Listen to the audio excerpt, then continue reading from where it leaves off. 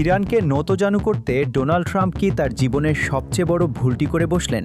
Hormuz প্রণালী অবরোধ করে ইরানকে অর্থনৈতিকভাবে শ্বাসরোধ করার যে মাস্টার প্ল্যান ওয়াশিংটন তৈরি করেছে, তা কি উল্টো হোয়াইট হাউসের জন্যই কাল হয়ে দাঁড়াচ্ছে? খোদ পশ্চিমা সংবাদ মাধ্যম সিএনএনের সাম্প্রতিক বিশ্লেষণে উঠে এসেছে এক চাঞ্চল্যকর তথ্য। যুক্তরাষ্ট্র ইসরায়েল ভেবেছিল এই অবরোধে ইরান দ্রুত ভেঙে পড়বে, কিন্তু বাস্তবতা বলছে ভিন্ন কথা। চলুন দেখি কিভাবে ট্রাম্পের এই তথাকথিত বিজয় কৌশল খোদ আমেরিকার জন্যই একটি রাজনৈতিক ফাঁদে পরিণত হতে যাচ্ছে। সিএনএনের তথ্য অনুযায়ী সরাসরি যুদ্ধের বদলে ট্রাম্প বেছে নিয়েছেন অর্থনৈতিক যুদ্ধের পথ। উদ্দেশ্য ইরানের তেল রপ্তানি এবং অত্যাবশ্যকীয় পণ্য আমদানি বন্ধ করে দেওয়া। আমেরিকার নীতি নির্ধারকদের ধারণা, ইরান যদি তেল বিক্রি করতে না পারে তবে দেশটিতে বড় ধরনের মানবিক ও আর্থিক সংকট তৈরি হবে, আর তখনই ইরান তাদের শর্ত মেনে নিতে বাধ্য হবে। কিন্তু প্রশ্ন হলো, আমেরিকার এই হিসাব কি সবসময় সঠিক হয়?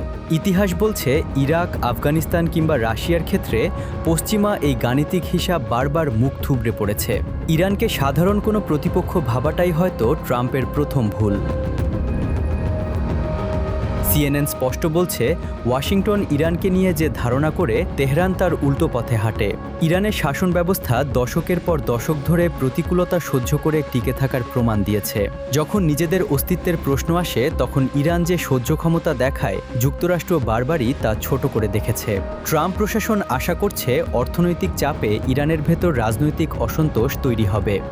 কিন্তু তারা এটা ভুলে যাচ্ছে যে এই চাপ উল্টো ইরানিদের আরও ঐক্যবদ্ধ করতে পারে। যুদ্ধের ময়দানে শীর্ষ নেতাদের হারানোর পরও যারা দমে যায়নি, তারা কেবল অবরোধের মুখে নতজানু হবে, এমনটা ভাবা অনেক বড় ঝুঁকি। ট্রাম্প ভেবেছিলেন এই অবরোধ দ্রুত কাজ করবে, কিন্তু সময় যত গড়াচ্ছে, চাপ বাড়ছে খোদ আমেরিকার ওপর। হরমুজ প্রণালী বন্ধ হওয়ার ফলে বিশ্ববাজারে জ্বালানি তেলের দামে আগুন লেগেছে। বিশ্ব অর্থনীতি যখন শ্বাসরোধ হওয়ার পথে, তখন খোদ মার্কিন জনগণের মধ্যেই প্রশ্ন উঠছে। সিএনএনের মতে, এই অবরোধ যদি দ্রুত ইরানকে আলোচনার টেবিলে আনতে না পারে, তবে এটি হবে ট্রাম্পের জন্য একটি বিশাল রাজনৈতিক পরাজয়। এমনকি আসন্ন মধ্যবর্তী নির্বাচনে রিপাবলিকান পার্টির ভরাডুবির কারণও হতে পারে এই ভুল সিদ্ধান্ত। এই অবরোধের আরও একটি বড় ঝুঁকি হল চীন ও ভারতের মতো শক্তিগুলোর প্রতিক্রিয়া।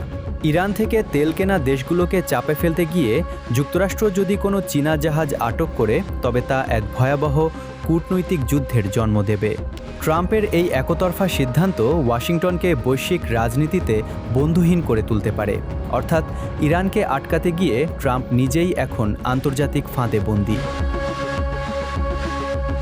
পরিশেষে সিএনএনের এই বিশ্লেষণ একটি প্রশ্নই বড় করে তুলছে।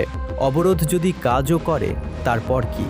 ইরান কি তার সার্বভৌমত্ব বিকিয়ে দিয়ে আলোচনায় বসবে? না, সেটি কখনোই হবে না।